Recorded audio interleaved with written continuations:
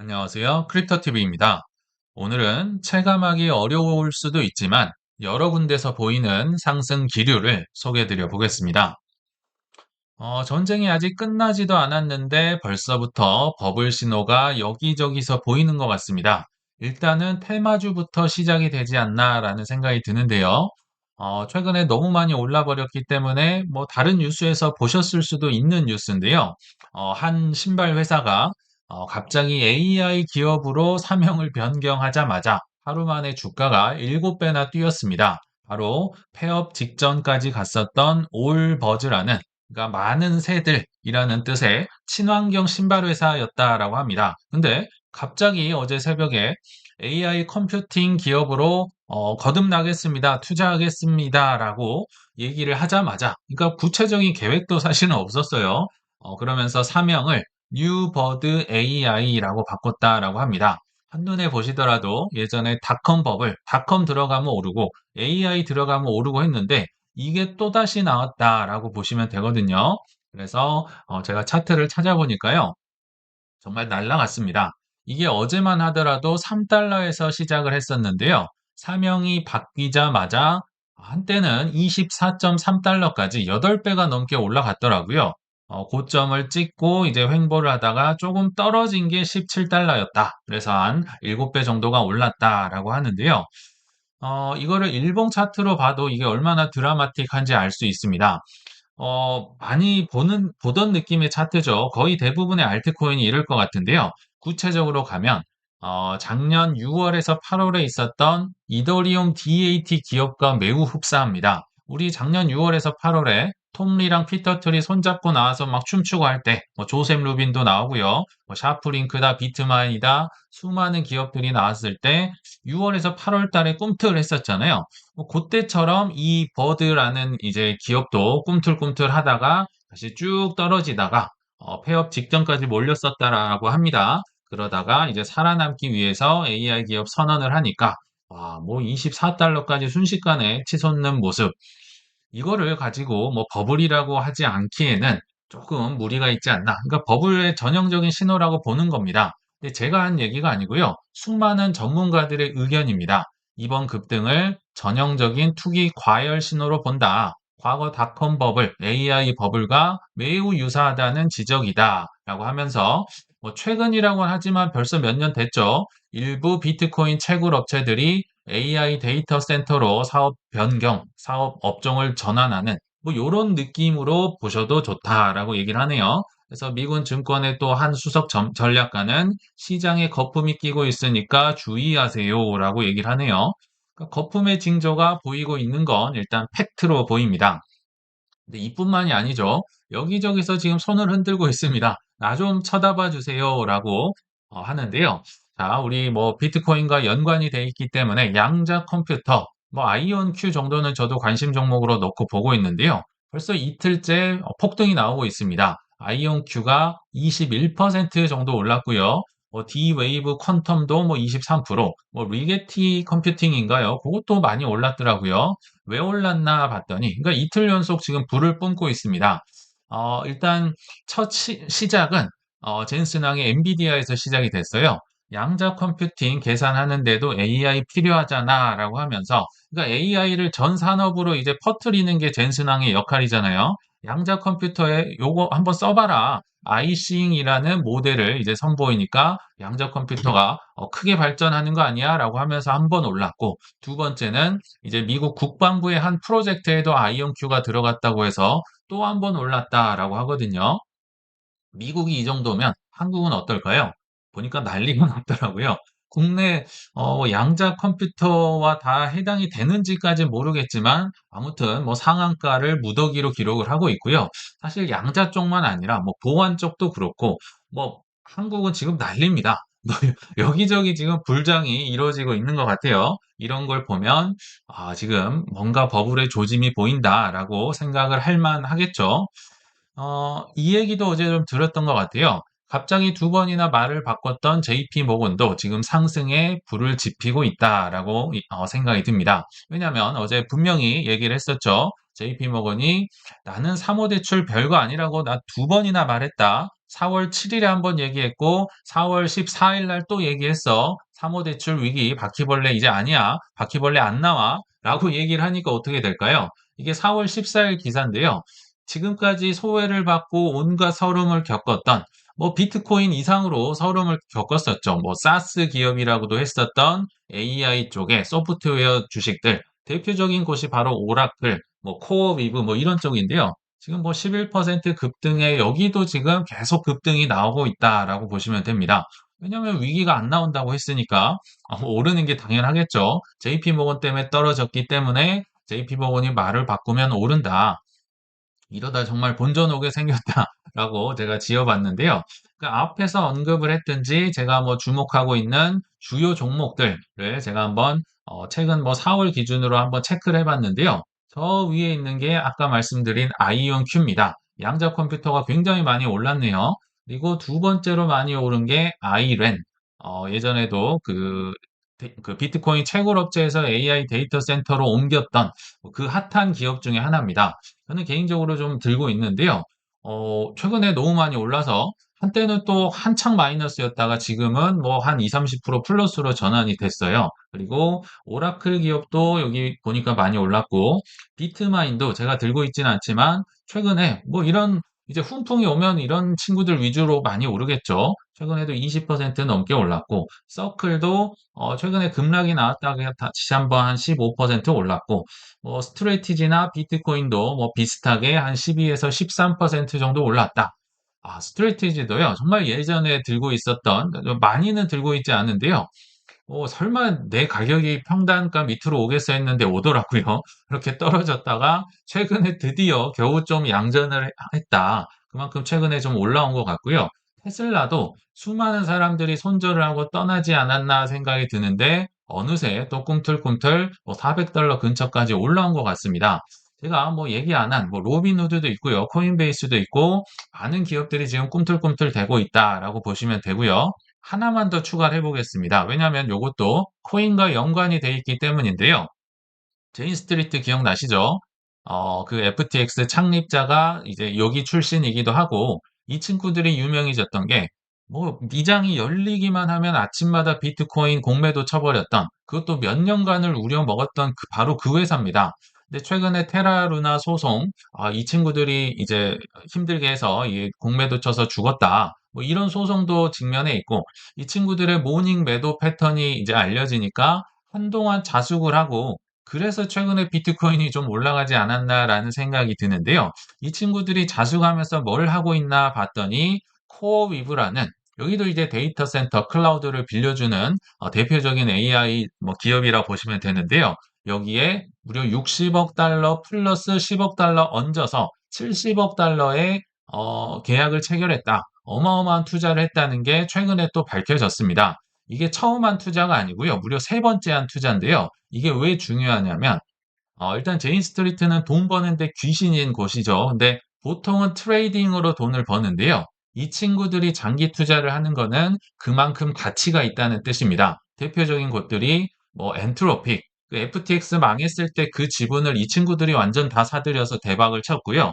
또 하나가 있는데 그게 지금 코어위브라는 겁니다. 그러면 여기에 왜 장기 투자를 하느냐? 첫 번째는 실제로 컴퓨팅 파워, 클라우드가 필요합니다. 왜냐하면 이 친구들은 정말 초단위로 이 알고리즘으로 트레이딩을 하기 때문에 고성능 이제 이 GPU가 필요하거든요. 그래서 여기에 계약을 하면서 대규모 GPU를 통해서 AI를 훈련을 시키려고도 장기 투자가 필요하고 또 장기 지분을 투자하기 위해서 실제로 돈을 벌기 위해서 무려 70억 달러나 되는 돈을 지금 장기 투자를 하고 있는 것으로 보이거든요. 그래서 이런 것도 뭔가 좀 긍정적인 상황이 아닐까 생각이 들거든요. 근데 지금 여러 가지를 보시면 약간 막 먼저 달려가는 친구들도 있고 뭐 단기 급등이 나오는 것 같기도 해요. 근데 당연히 단기 급등이 있으면 조정도 받을 수는 있겠죠. 그렇지만 확실한 거는 일단은 침체 분위기, 뭐 전쟁 분위기, 뭐 안 좋은 분위기가 조금 반전이 되고 있지 않나. 이 전반적인 분위기를 좀 소개를 해드리려고 여러 가지를 좀 말씀을 드려봤습니다. 그럼에도 설레발이라고 할 수도 있을 것 같아요. 아직 전쟁이 끝난 것도 아닌데 무슨 소리냐? 라고 하실 수 있겠지만 지금 트럼프 대통령도 그렇고요. 월가도 그렇고 전쟁은 제가 볼 땐 안중에 없습니다. 벌써 전후 상황을 준비하고 있다. 제가 2분기에는 상승의 환경을 조성하는 그 준비 기간이 될 것 같다. 이렇게 생각을 했는데요. 뭐 그런 느낌인 것 같아요. 왜냐하면 지금 전쟁이 급하다면 전쟁 발언을 많이 해야 될 것 같은데 벌써 조금 한숨을 돌렸는지 금리 인하 얘기가 다시 나오네요. 트럼프가 얘기했다. 금리를 낮춰야 된다. 그래서 페드 의장으로 케빈 워시가 온다면 금리를 분명히 낮출 거다. 굉장히 확신을 갖고 얘기를 하더라고요. 내 말을 들어라. 근데 케빈 워시도 본인의 의견이 있을 텐데 일단 약간은 뭐 이렇게 좀 압박을 받는 분위기긴 합니다. 근데 이게 이제 폭스뉴스에 나와서 한 인터뷰 내용인데요.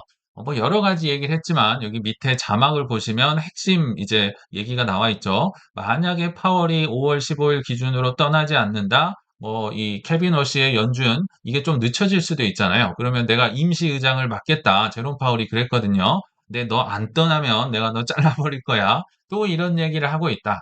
그러면서 핵심 인터뷰를 요약을 하면 지금 때가 어느 때인데 무조건 금리 인하는 해야 된다. 이게 이제 한 절반이고 나머지 절반은 케비너 씨를 엄청 칭찬을 많이 합니다. 케비너 씨는 뭐 유능하고 똑똑하고 뭐 예전에 잘생겼다 그러고 엄청난 신뢰를 보내면서 결론은 너는 엄청난 금리 인하를 할 거야. 지금 그 케비너 씨를 보면 무조건 해야 될 것 같은 이제 느낌으로 뭐 좋게 얘기하면 엄청난 신임을 받고 있다라고 보시면 됩니다. 좀 압박을 받을 것 같긴 해요. 기대감이 올라가고 있다. 그리고 또 한 분이 계시죠. 스콧 베센트 재무장관도 연준이 결국은 엄청나게 금리 낮출 거야. 물론 지금은 좀 기다려야 될 수 있어. 뭐 지금은 뭐 전쟁도 나고 있으니까 이해한다. 그러나 궁극적으로는 추가 금리 인하에 나설 것이다. 와, 뭐 안팎으로 지금 보쌈을 당하는 그런 느낌인데, 어, 사실 3명 3인방 이 친구들은 그래도 말을 좀 주목을 우리가 해야 된다라는 생각이 들거든요. 지금 학원이 수제자를 계속 양성을 하고 있는데 대를 잇는 학원의 수제자 계보 3인방을 주목해야 됩니다. 사실 드러켄 밀러가 이제 학원 선생님인데요. 쪽집게 선생님이죠. 근데 그 전에 이제 조지 소로스가 있었죠. 그 영국의 파운드와 공매도 할 때 이제 드러켄 밀러가 뭐 팀장급 돼가지고 함께 이제 그걸 성공을 시켰는데 조지 소로스는 이제 뭐 원로죠. 거의 나이가 100살 가까이 됐습니다. 그래서 은퇴를 하신 거고 이제 드로켄 밀러가 뭐 한 72세, 73세 정도 됐다라고 합니다. 그래서 요 분의 선생님의 말이 일단 중요하고 그리고 이 수제자들 두 명이 또 만만찮죠. 스콧 베센트 재무장관과 케빈 워시. 제가 가로 열고는 이제 나이를 연생을 표시한 거거든요. 그래서 스콧 베센트와 케빈 워시가 거의 동기이자 뭐 선후배 관계, 수제자라고 본다면 요 세 명의 얘기는 거의 미국 경제를 왔다 갔다 할 수 있기 때문에 주목을 해야 된다. 근데 지금 금리 인하를 해야 될 것 같은 압박 상황에 일단 놓이고 있다. 이렇게 보시면 좋을 것 같습니다. 그래서 결론은 지금 뭐 호르무즈가 막히냐, 뭐 어디 미사일을 쏘느냐, 뭐 휴전이 연장되느냐 이런 베팅이 중요한 게 아니고요. 요런 베팅이 나왔습니다. 현재 분위기 영구 종전 언제 될 것이냐, 언제 완벽하게 끝날 것이냐에 4월 말까지가 무려 40%입니다. 4월 말 해봤자 2주 남았거든요. 5월 말까지 59%, 6월 말까지 71%. 그러니까 지금 너무 전쟁에 집중하시기보다는 지금은 조금 분위기가 반전되고 있다. 전쟁 이후를 트럼프 행정부는 준비하고 있다. 물론 단기적으로는 또 뭐 터덕거릴 수는 있겠죠. 그래서 이런 상황이다라는 것을 좀 봐주시고 준비를 하시면 좋겠다 생각이 듭니다. 자, 그럼에도 코인 쪽 상황은 뭔가 시원하게 오르는 느낌은 없죠. 물론 뭐 스멀스멀 올라서 7만 5천 불까지 거의 스트레티지의 평단가까지는 왔어요. 제가 뭐 엊그제만 하더라도 한 7만 불 밑이었던 것 같은데 조금씩은 올라오고 있거든요. 그렇지만 시원한 맛은 없다. 그렇지만 시원하게 올라가는 잡코인은 있더라고요. 오늘 업비트를 보니까 뭐 바이오라는 코인이 사실 대부분의 알트코인이 이런 차트죠. 계속 떨어지다가 지금 이틀 연속 빵빵 올라가면서 그래도 2배 이상 올랐더라고요. 그러니까 날 따라 해봐라. 뭐 나 좀 사주세요. 뭐 이렇게 또 손을 흔드는 것 같아요. 사시면 큰일 나겠죠. 이런 코인은 사시면 안 된다. 왜냐면요. 시가총액이 900억 원 정도 되더라고요. 너무 작은 코인이다. 근데 이름에서 보시면 알 수 있듯이 일단 뭐 제가 보니까 뭐 바이오의 무슨 데이터를 모으는데 그거를 또 AI로 하겠다. AI는 무조건 묻어야 되나 봅니다. 그래서 두 개가 합쳐진 이제 뭐 잡코인인데 이런 코인을 사시면 안 된다. 대신에 조금은 재미없고 힘들어도 비트코인, 이더리움 이쪽 위주로 가시는 게 좋을 것 같은데요. 벌써 꽤 오래된 얘기인데요. ETF라든지 DAT 기업으로 비트코인 보유량이 지금 전체 유통량의 12%에 육박한다. 그러니까 지금 뭐 AI가 날뛰고 꼴뚜기가 날뛰어도 기관들은, 큰 기관들은 묵직하게 비트코인을 지금 계속 모아가다 보니까요. 전체 비트코인이 100개가 있다면 12개가 기관들 몫으로 가버렸다. 이게 굉장히 큰 의미가 있는 것 같아요. 제가 차트를 한번 가져와 봤는데요. 24년도에 이제 ETF가 출시된 이후로 이 노란색 ETF가 엄청나게 늘어나죠. 뭐 대부분 노란색, 뭐 블랙락 위주일 거고, 빨간색은 아마 스트레티지가 많은 비중을 차지할 할 것 같아요. 근데 빨간색이 뭐 정말 가파르게 올라가고 있죠. 마이클 셀러가 지금 비트코인이 오르든지 떨어지든지 뭐 정말 미친 듯이 사모으는 것 같습니다. 그리고 이 까만색 비트코인, 제가 손으로 그린 겁니다. 예.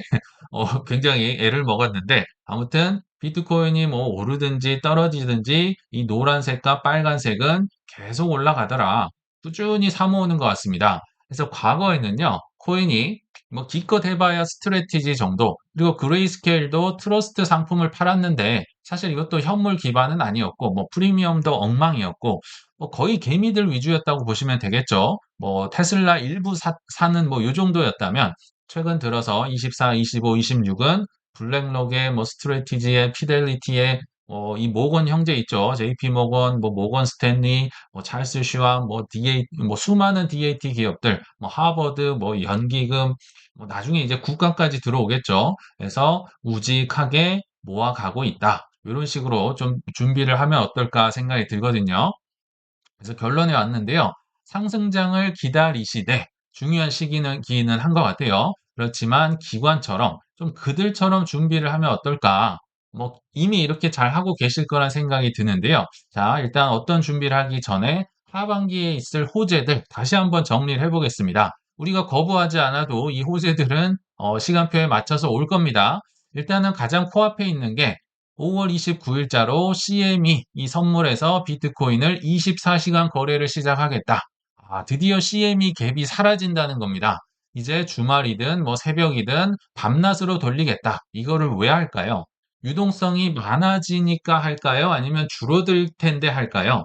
당연히 유동성 공급이 늘어날 거라는 기대가 있으니까 24시간 돌려도 되겠구나라고 결정을 했겠죠, CME에서요. 그래서 5월 15일 이후에 조금은 더 늦어질 수는 있지만 케빈 허씨가 이제 연준 의장으로 오면 뭔가 금리 인하에 대한 기대감이 있겠구나. 이런 것과 맞물려 있다라고 보시면 됩니다. 유동성이 늘어날 환경이 2분기에는 조성이 되구나. 그러면 24시간 돌려도 되겠네. 뭐 이런 느낌이라고 보시면 되겠죠. 그리고 나서 이제 하반기가 되면 이제는 뭐 기대감이 아니고요. 실제로 막 꽂아줘야 됩니다. 뭔가가 발표가 막 돼야 된다. 그 중에 하나가 7월 4일자 독립기념일 맞춰서 트럼프 계좌 첨부를 그냥 쏴주겠습니다. 주식 사세요, 여러분. 뭐 이런 느낌이죠. 그리고 26년도에 401k 퇴직연금이 드디어 이제 노동부의 가이드라인 의견 수렴을 거쳐서 이제 월가의 상품이 만들어지고 뭐 물론 사모 대출, 뭐 사모 신용 펀드 쪽으로도 돈이 가겠지만 비트 이더 쪽으로도 들어올 수 있다. 빠르면 26년 하반기고요. 늦으면 26년 초부터는 실제로 이제 사게 될 겁니다. 그리고 역시 클래리티 법안. 지금도 계속 되냐 마냐 하는데요. 제가 오늘 아침에 확률을 찾아보니까 60% 내외에서 움직이고 있더라고요. 올해 내에는 통과될 확률 60%. 이제는 전쟁 이후에 이런 법들도 이제 챙기지 않을까 생각이 들거든요. 그리고 가장 개인적으로 기대를 하고 있는 게 미국 정부의 전략적 비트코인 비축. 법안까지는 아니더라도 뭐 재무부를 통해서라도 뭐 여러 가지 형태를 통해서 뭐 금의 재평가라든지 요것도 저는 뭐 7월 그 독립기념일 전후로 좀 발표를 하면 좋지 않을까 이런 기대를 갖고 있거든요. 요런 것들이 뭐 이거 말고도 많이 있겠지만 지금 줄줄이 예정이 돼 있다. 뭐 중간 선거이니까 어쩔 수 없이 준비를 그 누가 사실 대통령이라도 이런 식으로 준비를 하겠죠. 그래서 이런 생각이 드는데 문제는 막 이런 핫한 거 뭐 따라가고 이런 게 아니라요. 좀 테더처럼 아까 그 기관들처럼 좀 묵직하게 했으면 좋겠다라는 생각이 듭니다. 테더 입장에서 951개를 그것도 1분기에 산 게 지금 뭐 공개가 됐다라고 하는데요. 물론 이거 말고도 저는 더 있을 거라 생각이 듭니다. 근데 테더가 돈이 얼마나 많은데 950개 정도는 이들 입장에서는 뭐 짜투리 돈으로 샀다라고 보시면 되거든요. 근데 이게 어떻게 산 거냐면 23년부터 테더 수익의 15% 정도로 비트코인을 꾸준히 매수했다. 그러니까 23년도부터 빚으로 산 게 아니라 그냥 수익의 일부로 조금씩 짜투리로 어영부영 샀던 게 벌써 9만 7천 개가 됐다라는 겁니다. 그러니까 별거 아닌 것 같은데요. 그냥 꾸준히 사니까 거의 10만 개 가까이 사버린 거죠. 빚도 아니고요. 그래서 전 세계에서 다섯 번째로 큰 비트코인 지갑이다. 평균 단가도 한 5만 달러 정도 되니까 뭐 어마무시한 미실현 수익을 거두고 있다라고 하는데요. 우리가 좀 이런 느낌으로 가면 좋지 않을까라는 생각이 들거든요. 그래서 요약을 해보면 나만의 DAT 뭐 계좌라든지 잘 안 쓰는 거래소를 하나 만드셔서 나만의 이 4대 천왕을 모아갔으면 어떨까라는 생각이 듭니다. 예를 들면 저는 코인원이나 빗썸에다가 잘 안 쓰거든요. 거기에 이제 돈 생길 때마다 비트이더 위주로 지금 매수를 하고 잊고 지내고 있는데요.